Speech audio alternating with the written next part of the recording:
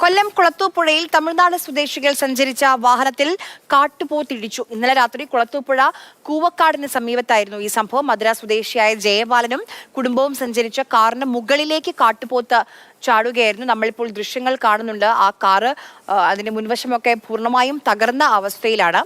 ഇതുമായി ബന്ധപ്പെട്ട ഒരു പ്രതികരണം ലഭ്യമാണ്, അത് കേൾക്കാം. செங்கோட்டை வழியில் ஏறி நான் பரவூர் போயிட்டு இருக்கேன்.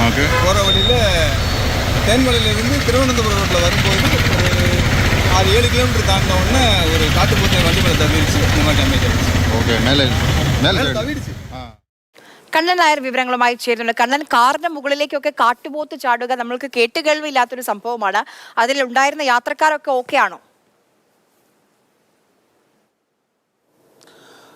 ആ യാത്രക്കാരൊക്കെ തന്നെ എന്തായാലും അവർക്ക് പരിക്കേൽക്കാതെ രക്ഷപ്പെട്ടിട്ടുണ്ട്. ചെറിയ ചില പരിക്കുകൾ മാത്രമാണുള്ളത്. പക്ഷേ കാറിൻ്റെ മുൻഭാഗം പൂർണ്ണമായും തകർന്നിട്ടുണ്ട്. ആ ദൃശ്യങ്ങൾ കാണുമ്പോൾ മനസ്സിലാകുമായ ഇന്നലെ രാത്രിയോടുകൂടിയാണ് സംഭവം ഉണ്ടായത്. മധുരയിൽ നിന്ന് കൊളുത്തുപ്പുഴ ഭാഗത്തുകൂടി കേരളത്തിലേക്ക് വരികയായിരുന്നു ഈ കുടുംബം സഞ്ചരിച്ചിരുന്ന കാറ്. ആ പെട്ടെന്ന് തന്നെ ഒരു കാട്ടുപോത്തും നേരെ റോഡിന് കുറുകെ ചാടുകയും കാറിൻ്റെ മുകളിലേക്ക് വീഴുകയുമായിരുന്നു. അതിനുശേഷം ഈ കാട്ടുപോത്ത് ഓടി ഇരുട്ടിലേക്ക് മറിഞ്ഞു.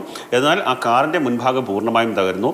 അവിടെ നേരത്തെയും സമാനമായ രീതിയിലുള്ള വിഷയങ്ങളുള്ളതാണ്. വന്യമൃഗങ്ങൾ ഇറങ്ങുന്ന പ്രദേശമാണ് കുളത്തൂപ്പുഴ എന്ന് പറയുന്നത്. കുളത്തൂപ്പുഴ ടൗണിനോട് ചേർന്ന് തന്നെ കാട്ടാനക്കൂട്ടം ഇറങ്ങുന്ന ഒരു അവസ്ഥയുണ്ട്. പല സമയങ്ങളിലും ജനങ്ങളൊക്കെ തന്നെ അവിടെ വലിയ രീതിയിൽ ഭീതിയിൽ താമസിക്കുന്ന സ്ഥലമാണ്. അവിടെയൊക്കെ നമ്മൾ പലകുറി അവിടുത്തെ ജനങ്ങളുടെ ദുരിതാവസ്ഥയെക്കുറിച്ചൊക്കെ തന്നെ വാർത്ത ചെയ്തതാണ്. രാത്രി കാലങ്ങളിൽ അവിടേക്ക് പല സമയങ്ങളിലും പുറത്തേക്ക് ഇറങ്ങാൻ പോലും ഭയക്കുന്ന ജനതയുണ്ട്.